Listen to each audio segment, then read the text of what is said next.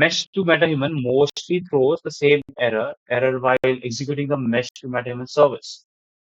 So this can be an issue of so what happens in the mesh to MetaHuman is it connects with the server, and after it connects with the server, so there is basically a MetaHuman based skeleton mesh which it tries to map over a custom face.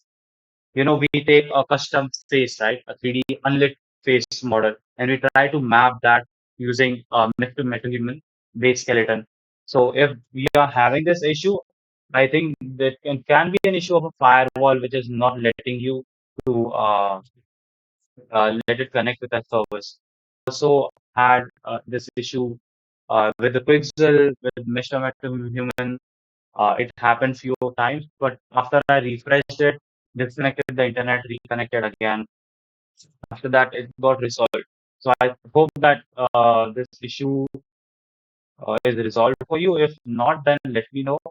We will think of something like we can share the project, or you can just share the screen and we can disable the firewall and see if it works or not. All right.